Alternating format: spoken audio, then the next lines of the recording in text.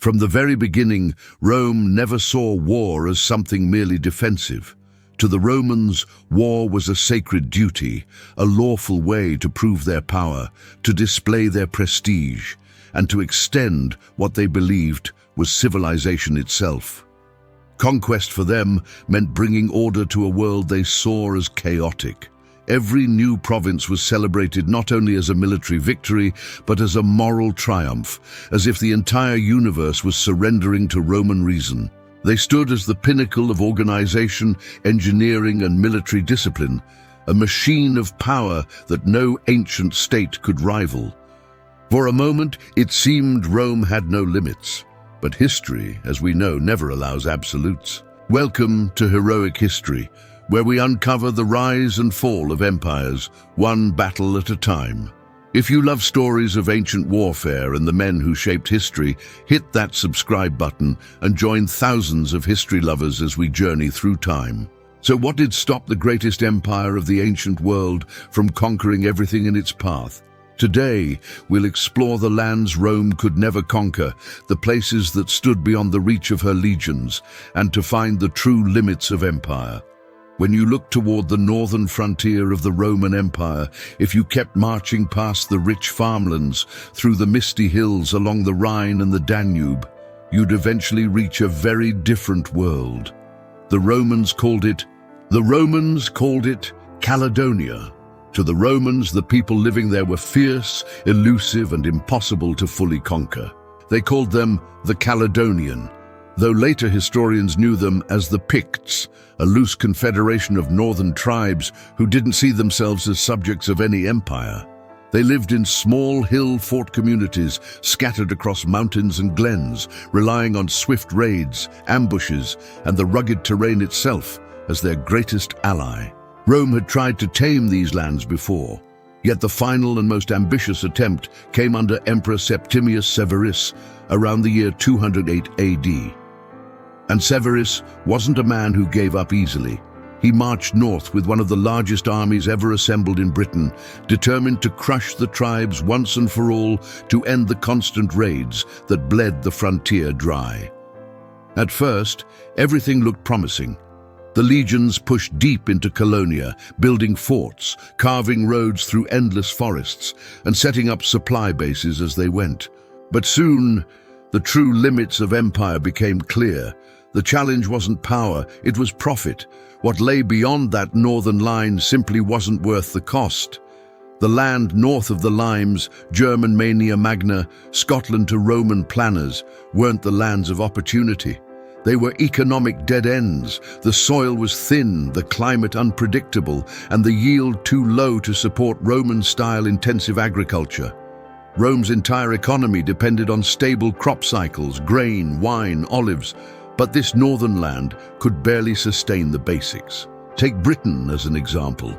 In the Roman provinces up there, farmers grew hardy grains like spelt wheat and six-row barley. They had to plant them in spring to avoid the soggy winter soil.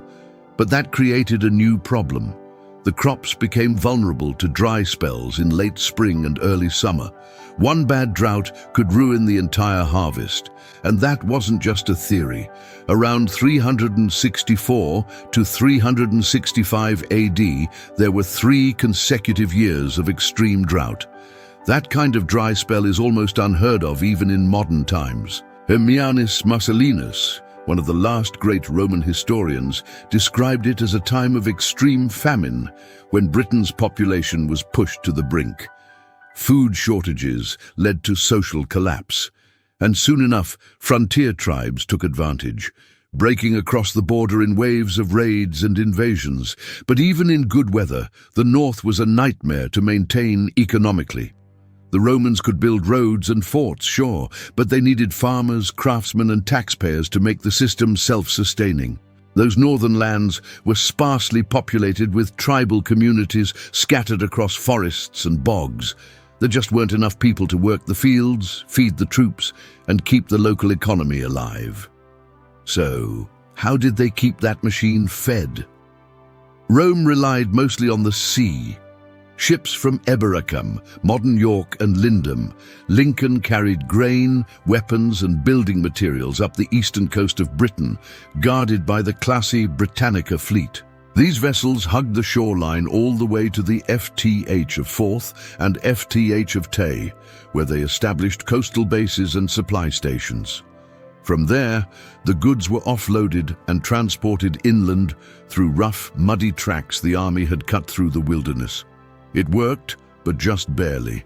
A single storm could scatter the fleet and delay supplies for weeks, and the backup options weren't much better. There was a land route from York through Corbridge to Stirling, but it crossed rugged terrain and narrow passes, perfect ground for Pictish ambushes. Some Roman engineers even tried using parts of the Tay and Clyde rivers to move cargo, but the water levels were unpredictable and couldn't handle heavy transport ships. Modern studies of Roman logistics confirm this fragility. The Romans were brilliant planners. They built roads only where the long-term cost-benefit ratio made sense.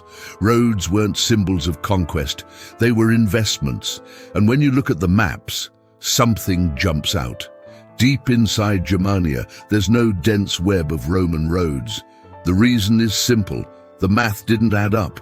Every mile north made the empire's logistical lifeline thinner and more fragile. The Romans could conquer territory, yes, but they couldn't sustain it. Roman sources say the campaign cost tens of thousands of lives, not in grand battles, but in attrition, disease, exhaustion, and starvation.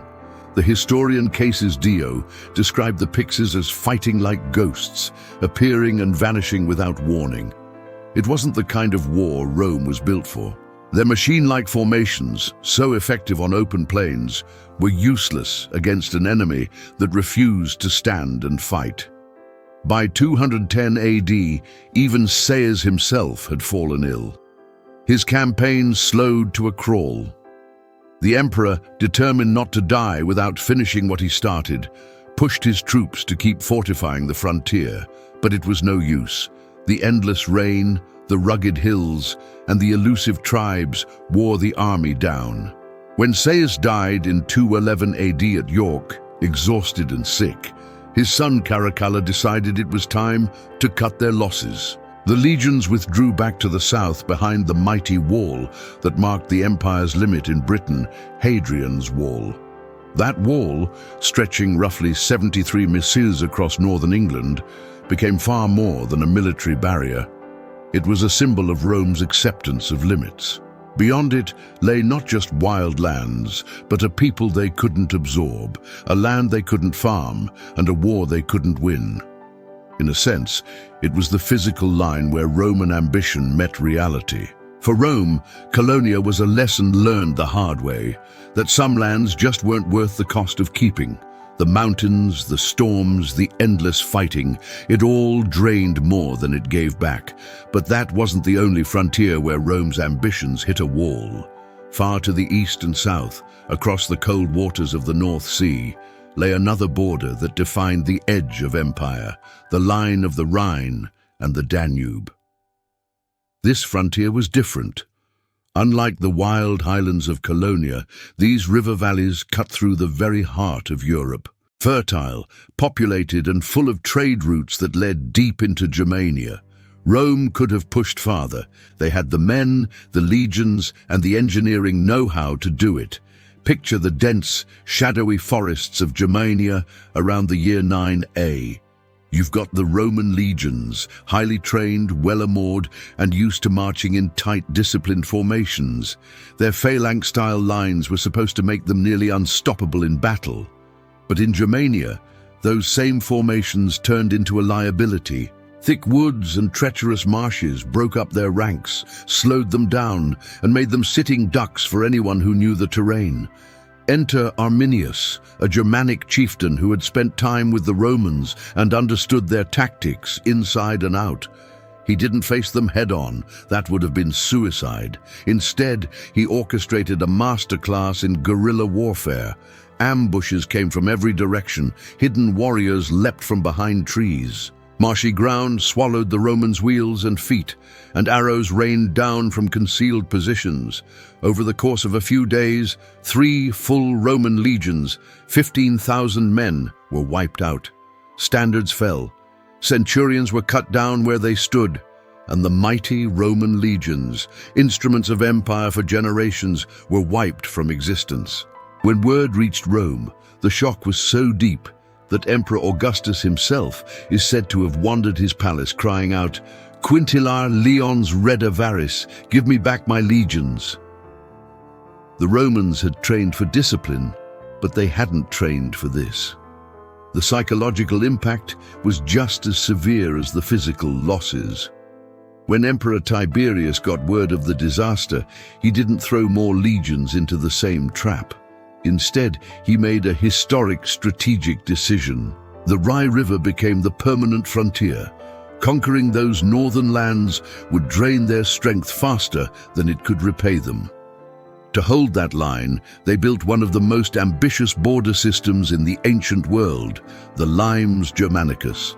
Stretching nearly 568 kilometers, it was fortified with at least 60 military forts and over 900 watchtowers. The most vulnerable stretch ran roughly 300 kilometers between a western bend of the Rhine near modern-day Mainz and the main flow of the Danube near Regensburg. But the price was enormous. Fixing 60 forts and 900 towers along just a few hundred kilometers turned what used to be war expenses, investments that could be repaid through conquest and plunder, into maintenance costs that produced nothing. Tens of thousands of soldiers were now tied down in static garrisons instead of marching in the mobile legions that had once driven Rome's expansion. That quiet shift from a striking offensive army to a garrison-based defense system marked the beginning of Rome's loss of strategic flexibility. The Roman historian Tacitus wrote that Germania was the last unconquered land, unreachable and untamable. Of course, Tacitus often used such descriptions as moral contrasts to praise the purity and courage of the Germanic tribes while criticizing Rome's own moral decay. But behind the rhetoric lay a hard truth. Germania could be beaten in battle, yes, but not held in the long term. The terrain, the weather, and the guerrilla tactics of its people made every victory hollow and every occupation unsustainable. To the south, where the green of Africa fades into endless gold, lay a frontier unlike any other. The Sahara itself is a wall, a massive blazing boundary that split North Africa in two and stood as one of the most immovable frontiers in the Roman world. For all their engineering brilliance and unmatched military power, the Romans couldn't conquer the laws of nature that ruled the desert. Let's break it down. For any army, logistics is everything. You can have the best soldiers in the world, but without food and water, they're just men waiting to die. In a temperate environment, a Roman legionary needed about 1.5 kilos of dry food and 3 to 5 liters of water per day. Manageable, right? But once you step into the Sahara, that equation falls apart. The brutal heat and aid air force those water needs to skyrocket to 8 or even 10 L per man per day. Imagine you're commanding an army of 10,000 soldiers. Suddenly, you're not just moving men. You're trying to move 80,000 to 100,000 L of water every single day across sand with no rivers, no wells, and no shade. That's when the Roman machine begins to break down. The more water and food your soldiers need, the more animals and supply wagons you require. But those animals need food and water too. And before long, your logistics train grows so large that it starts consuming its own supplies faster than you can deliver them. It's like trying to chase your own tail in a desert storm. And history gives us a perfect case study of this in action. The campaign of Gas Petronius. Around 25 to 24 BC, Petronius, then the Roman governor of Egypt, launched a punitive expedition against the kingdom of Kush, centered near modern-day Sudan. His forces managed to strike deep into Nubia, even capturing the city of Napata. Sounds impressive at first glance, but here's where the math gets suspicious. The round trip from Alexandria to Napata and back was enormous, and the time frame in which Petronius reportedly did it was unrealistically short. Scholars now believe that this wasn't a true conquest, but a hit-and-run campaign. A message sent with fire and steel, not the foundation of a new province. When the fighting ended, something remarkable happened. Instead of annexing Kush, the Romans negotiated peace, and not on Roman terms either. The treaty was surprisingly favorable to the Kushites. The Roman border was fixed not deep in the desert, but at Hiera Sykaminos near modern Maharaka. Rather than spend lives and gold garrisoning the wastelands, Rome turned Kush into what we'd call a client kingdom, a loyal neighbor that acted as a buffer without demanding a single Roman tax collector or supply line. Maintaining a permanent outpost in a desert where crops wouldn't grow and taxes couldn't be collected was economic suicide. The cost-benefit ratio just didn't make sense. And when Queen Amanus of Kush later fought back against Roman forces and still managed to negotiate peace, the message was clear. Conquering the desert wasn't worth the price. The Romans, ever practical, shifted their strategy. They built their frontiers where nature allowed them along rivers, oases, and fertile valleys, and let the Sahara serve as the empire's southern wall. For the next 3 centuries, peace with Kush endured. Trade replaced war, and the border became a line not of conquest, but of coexistence. But if you really want to talk about equals, true enduring equals, you have to look east toward the lands of Partha and later the Sasanian Empire. These weren't just neighboring kingdoms or border irritants. They were rich, organized, and powerful civilizations that matched Rome in territory, wealth, and sheer resilience. At its height, Partha stretched from the Euphrates all the way to the borders of India. Its capital, Tessin, sat near the Tigris River, a glittering city that symbolized eastern grandeur. The Romans might have seen themselves as heirs of Alexander, but in Partha, they met a people who knew how to fight on their own terms. Their cavalry wasn't just fast, it was terrifyingly effective. Imagine rows of cataphracts, riders and horses, both encased in scale armor, charging forward like a wall of living iron. Behind them came waves of mounted archers, loosing arrows with deadly precision while retreating at full speed. That's where we get the famous Parthian shot, firing backwards while galloping away. An almost impossible skill that left Roman soldiers both impressed and dead on the field. The most infamous example of that mismatch came in 53 BC at the Battle of Cara. Marcus Cassus, one of Rome's wealthiest men, marched into Mesopotamia with some 40,000 troops, expecting an easy victory. Instead, he walked straight into a desert trap. The Parthians, with maybe a third of his numbers, used their cavalry to encircle the Roman legions, showering them with arrows until formations broke down. The Romans, heavy and slow, had no answer. Crassus was killed, his army annihilated. Over 20,000 Roman soldiers perished, and another 10,000 were captured and sent east, never to return. It was one of Rome's most humiliating defeats, and yet neither side could ever truly conquer the other. For centuries, Rome and the Eastern empires fought back and forth across the same stretch of land: Mesopotamia, Armenia, the Levant. Each campaign gaining little more than a few cities or fortresses before the tide turned again. It became less about conquest and more about maintaining balance, like a long, exhausting tug-of-war between two world powers that knew each other too well. Even when the Parthians were replaced by the far more centralized and aggressive Sasanians in the 3rd century AD, the story didn't change much. The Romans might sack Ctesiphon one decade, only to lose Antioch the next.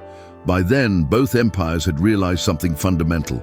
Neither could destroy the other without destroying themselves. So while Rome called itself the Eternal Empire, out east stood a mirror image, different in culture, faith, and tactics, but equal in strength and endurance. The frontier between them was the fault line of the ancient world, where two civilizations tested the very limits of empire. If you looked westward beyond Spain, past the Strait of Gibraltar, you'd find something different. There, the empire just stopped. The Atlantic Ocean marked the end of the Roman world. To the Romans, that was the literal edge of existence. They called it Oianis, or Me Tenebrosum, the Sea of Darkness, and in a way, that name said it all. You might wonder, why didn't Rome, with all its brilliance, just sail west and see what was out there? After all, this was an empire that built aqueducts across mountains and roads across continents. But here's the thing, Roman ships were never built for that kind of voyage. Their entire naval technology evolved for a very specific purpose, to dominate the Mediterranean, their maelstrom, or our sea. Let's talk numbers and design for a moment. Roman merchant ships called corbetti could carry up to 400 tons of cargo, and in some cases, even 1,000 tons. That's an incredible feat for the time, but size alone didn't make them seaworthy. These ships were built for calm, enclosed waters, coasts, islands, and ports always in sight. The Mediterranean, after all, is gentle compared to the open Atlantic, where waves can top 30 ft and storms rage for days. And the Romans weren't just building trade ships. They learned quickly from their enemies. During the Punic Wars, they captured a wrecked Carthaginian quinquereme, studied it piece by piece, and within months had mass-produced an entire fleet modeled on it. Their engineers perfected mortise and tenon joinery, a clever interlocking woodwork that made ships tough, yet easy to repair. Every plank, every joint, every ship reflected Rome's obsession with efficiency and practicality. But no matter how clever their designs, those ships weren't meant for the high seas. They could dominate the Mediterranean, but the Atlantic, that was a whole different challenge, one even Rome couldn't easily conquer. Roman ships typically carried enough fresh water for only a few days because their routes hugged the coast and they could refill easily. But an ocean crossing that would have required storing thousands of gallons of water and food for weeks, maybe months, plus space for ballast and crew quarters. Their system relied on stone ballast, simple heavy rocks, not complex ballast systems that could stabilize ships for long-distance ocean sailing. So yes, Rome's ships could move legions across the Mediterranean in perfect formation, but send them west into the Atlantic. That was beyond the edge of reason, but there's another layer to this boundary, one that's more psychological than physical. The Romans didn't just lack the means to sail west. They also feared what lay there. In their worldview, Oianis was the great river that circled the world, the domain of the Titan Oianis himself. Beyond it lay the unknown, the Finish Mundi, the end of the world. The Greeks before them told stories of it leading to Tartarus, the underworld filled with monstrous creatures and eternal darkness. And there was no incentive to go west, no provinces to conquer, no trade networks to control. The Atlantic simply offered risk without reward. Combine that with real physical dangers, no navigation tools, no fresh water, fragile ships, and it's easy to see how myth and science reinforced each other. What's often overlooked is that Rome's greatest limits weren't always external. Many of them came from within. At its peak, the Roman Empire stretched across more than 5 million square km, with around 60 to 70 million people living under its rule, roughly 1/5 of the world's population at the time. That's an enormous scale, and with it came enormous costs. Every new province meant new roads, new forts, new garrisons, and new bureaucracies. The further Rome pushed its borders, the more expensive it became to protect them. Let's put it in perspective. By the reign of Septimius Severus in the early 3rd century AD, the standing Roman army had swelled to about 442,000 regular soldiers, not counting another 50,000 to 60,000 auxiliary or allied troops. Each legionary earned about 3,600 sesterces per year, not including rations, armor and equipment. Add that up, and you're talking about hundreds of millions of sesterces spent just to keep the borders manned and fed. At some point, Rome realized that every mile of new territory came with diminishing returns. The rich lands, the Nile Delta, Gaul, Asia Minor, were already part of the empire. Beyond those frontiers lay forests, mountains, and deserts where the cost of occupation outweighed any economic benefit. This is what modern historians call the cost-benefit limit of empire, and Rome hit that wall hard. It was also about people. Expansion had created a deeply unequal society. Wealth and land became concentrated in massive estates called latifundia, worked mostly by slaves captured from Rome's wars of conquest. That system hollowed out the class of small freeholding farmers who once formed the backbone of the Roman army. So, as the empire grew richer, it also grew weaker from within. Imagine an empire that could conquer continents but struggled to sustain its own middle class. That's where Rome found itself. And then came the cultural shift, one that no army could have predicted: Christianity. In the 1st and 2nd centuries, it started as a small sect within the empire. But by the 4th century, it had become the spiritual backbone of Rome itself. This changed everything. The empire's priorities shifted from military conquest to moral and spiritual consolidation. In a sense, Christianity was an internal conquest, not of territory, but of hearts and minds. The Roman world began to define greatness, not by the number of provinces added, but by the endurance of its faith and culture. The idea of lands Rome could never conquer wasn't about luck or one unlucky battle. It came down to 3 big forces working together: geography that simply couldn't be crossed, enemies whose resistance made the cost way too high, and political economic systems that just couldn't be sustained forever. Rome hitting those limits wasn't some random accident. It was built into the very structure of how empires work. In the end, the lands Rome couldn't tame, Germania, Caledonia, and beyond, became the seedbeds of future nations. The Germanic tribes who resisted Rome would later form the foundations of medieval Europe: the Franks, the Saxons, the Goths. The unconquered north wasn't a failure. It was a kind of balance, proof that no empire, no matter how mighty, could dominate everything. Rome's real genius wasn't just in how far it stretched, but in how long it lasted. And now I want to hear from you. What do you think was Rome's true limit? Was it the frozen forests of the north, the great rivers of Germania, or the burning sands of the Sahara? Drop your answer in the comments below. If you enjoyed this video, give it a like, hit subscribe, and turn on the bell so you won't miss tomorrow's story. Thanks for watching till the end, and we'll see you in the next one right here on Heroic History.